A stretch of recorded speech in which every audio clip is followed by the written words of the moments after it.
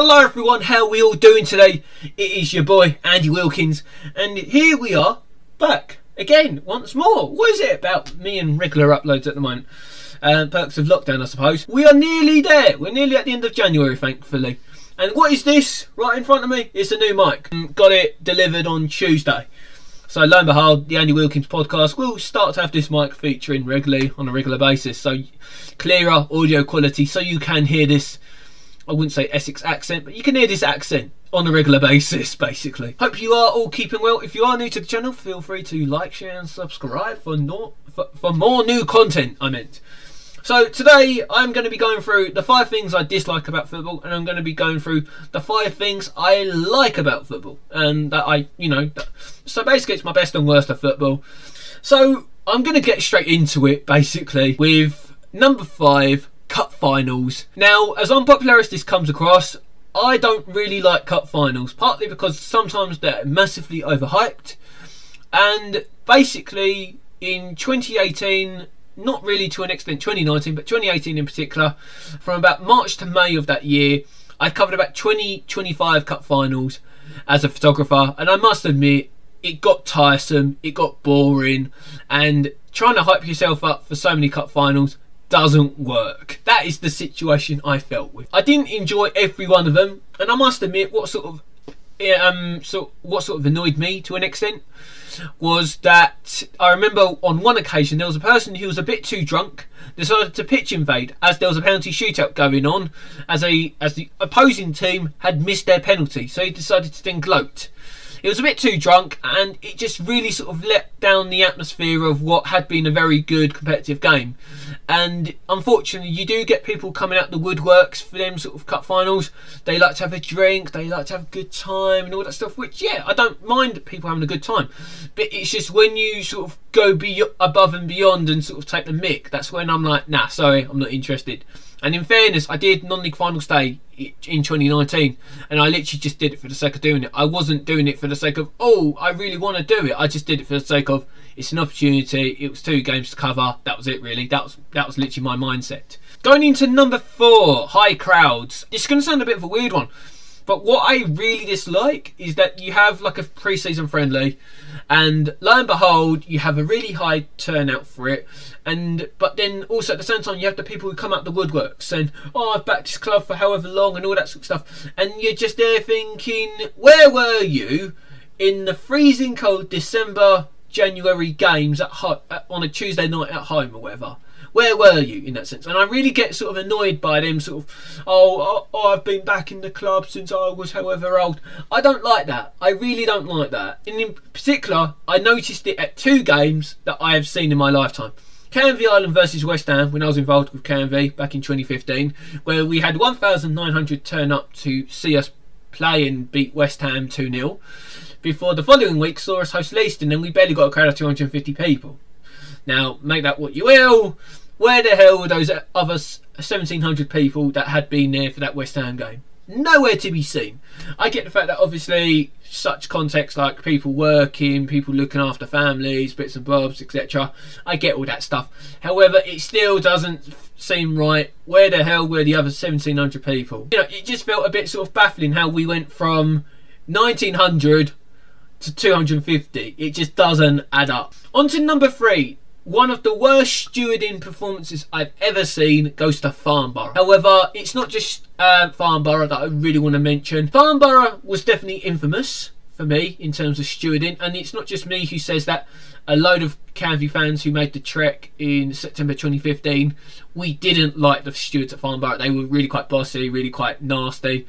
It was an Isthmian Premier game, and yet that was the way things were for us. It was just, you know, you would have thought Farnborough would manage. You would have thought the stewards there were managing were overseeing a League 2 game or something, or a League 1 or Premier League game, given sort of how sort of like demanding they were of us. It was quite pathetic, in all fairness. But also, I didn't have exactly the best of experiences at Leyton Orient when I did photography there. I had to sit on a yellow spot because apparently, if I sit on this yellow spot, I'm not in the way of the advertising boards. Apparently, news to me. I don't know. Also, I remember I got there because I had a bit of trouble on the trains and getting lunch and everything. I got moaned at by the sort of head steward for saying, he said to me, "Oh, you should have got down here for 2 o'clock," and he was really quite sort of nasty about it. And I was like, "Well, sorry, I was stuck on the, I was stuck on the tube, like, what am I meant to do about it, So, it was just really sort of nasty. But apparently, I spoke with a few friends of mine who are Leyton Orient fans, and they said apparently the stewards at Orient aren't exactly brilliant by any means, and on many occasions they have actually been forced out because they've been like kicked out because apparently they've been standing up for too long, or occasions like that. Some of the reasons I heard were just really quite pathetic, and they didn't really sit well with me that well. On to number 2. Harrow Borough, one of the worst grounds I've ever visited, and I feel like as if it needs a solo mention on its own account. I visited it in about 2015, 2016, and yeah, it's a ground I've got no intentions of revisiting again. It lacked everything in terms of atmosphere, soul, and just the stands were a bit like, I get, by all means, it was proper traditional non-league, but it just felt a bit like, not just that, but it was like the journey up there wasn't the greatest either. It was raining all day. It was just, I've got no intention of revisiting Harrow. Not a nice trip. Literally, there's only like one way like from Essex to get there, and that's literally about it. You can't really go, "Oh, we'll change it up." Like in all fairness, like unlike say Staines or Leatherhead or any teams like down Surrey or Kent way, you can sort of change up the route to an extent. With Harrow, it's quite literally north of the M25. Go through Wembley, and then that's it. Basically, it's one of them situations. Now on to the worst thing I don't really like about football: old boys running football clubs. Now I need to make this clear: I am 21 years old. I am not an old boy by any means. I have had a few wrinkles on my face in the past. Seriously. What sort of annoys me with old boys running football is that you take a look at the FA. It's basically a organisation run by a load of old boys, and when it comes to people like at football clubs, in leagues, etc., they don't like new suggestions. They don't like new people coming in who are very youthful. I've literally been age discriminated in the past because I was at some places because of how young I was. "Oh, you're too young to do this. Oh, you're too young to suggest that. Oh, you've not been around here for too long. Oh, you've not been in the game for that long, so you don't know what you're talking about." And it annoys me so much. Now, I'm thankful that where I am at the moment in football, at Southend Manor, yes, I am one of the youngest people involved in football at all, in our league, in our area, etc. But I don't really care about that, so to speak, because I've noticed where things aren't perfect at other clubs, and I've gone, okay, look, that club struggles with that. Let's avoid us replicating that problem by implementing a different idea at our club or whatever, things like that, But I decided to reduce our ticket prices at the start of the season from £7 to £5, for example, because I had seen that, oh, look, people had criticised us for it, and it was just sort of simple logistics of, we were one of the highest sort of clubs to charge admission in the Essex Senior League. I decided, okay, let's actually go from being one of the highest to actually one of the lowest, so it means people would come in for a £5. It makes more sense economically. So it means, okay, get your £5 note, you're laughing. It's no issue, it's no problem. Some people don't do a concession rate for students, as I have found out many times over the years, whereas we do. That is my worst sort of things I don't like about football. I'm now going to go on to the best things I love about football, because there are 5 good things that I really love about football, and why not? So the 5th best thing is the players. I have met some really good players in my lifetime. Players like Luke Jackson, Kaya Frood, Ashley Dumas, John Easterford, just to mention a few. I could really go along so many others. Reece Fat, Dylan Skinner. I've dealt with some really lovely people over the years. Also worth giving a note, players like Ben Greenhow, for example. I remember having a chat with him at Concord's end of season award ceremony. Really lovely guy if you ever get the chat. Ever have the chance to have a pint with him. Them sort of players, I've been privileged to meet some really lovely players who are sort of very admiring of what you do, like what I've done, etc.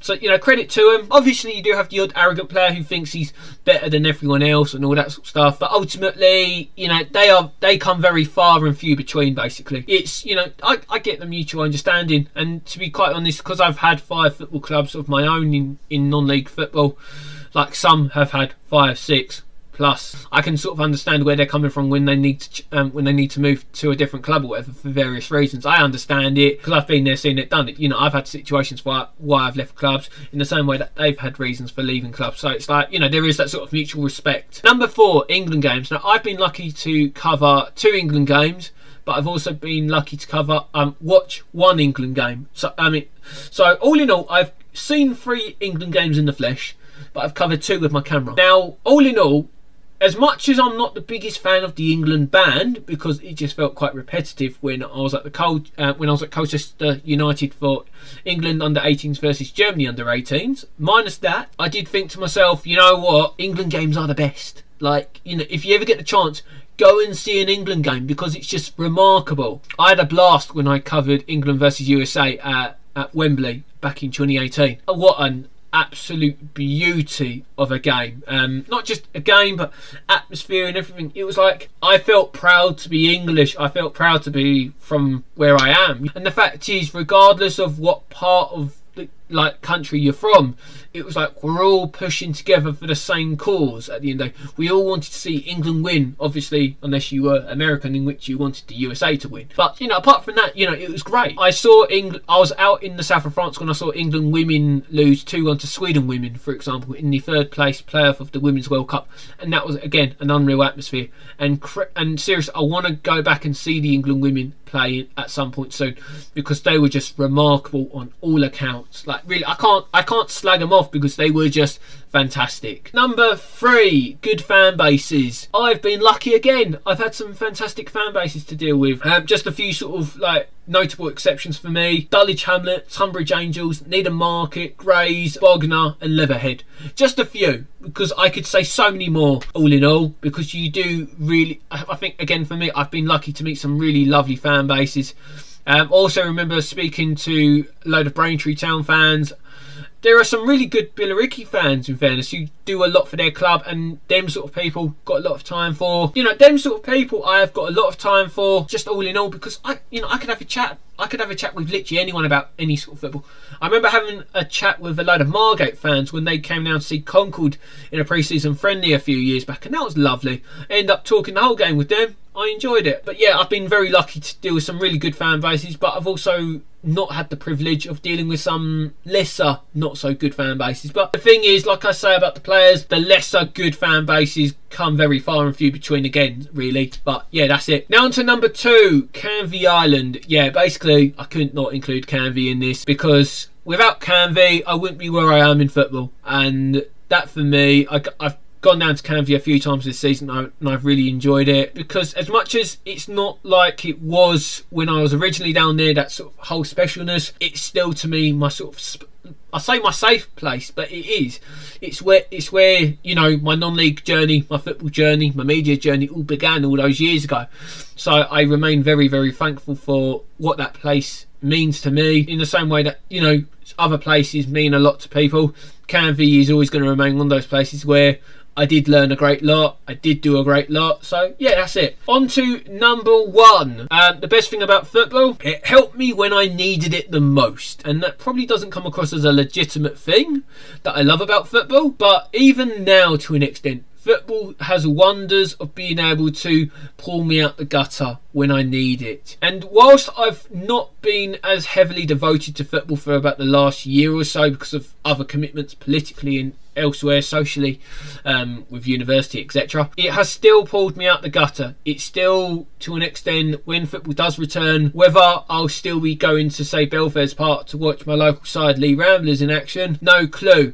But football has helped me a lot. You know, so many good clubs have been really good to me in the past. I've got some really good clubs on my doorstep who are what I would deem myself as a bit of a regular to them, basically, because they are so good, they are so lovely, welcoming, etc. But yeah, in all fairness, if it wasn't for football, I don't know where I'd be. I've been involved in football for near enough 7 years now, and I must admit, I'm starting to get to a point where I'm starting to think, how long will it be before I decide to sort of walk away from football? Because, not because of, oh, I don't want to be a part of it anymore, but because I've got my masters I've got to start thinking about, and realistically, I'm going to have to start looking at open days. I'm going to have to start, when it's obviously safe to do so, but I need to start looking at my future, because realistically, I've got a few avenues, I've got a few plans up my sleeve. However, obviously, nobody knows, and I don't mean it harshly. I've spent the last 7 years having an absolute wonderful time in football.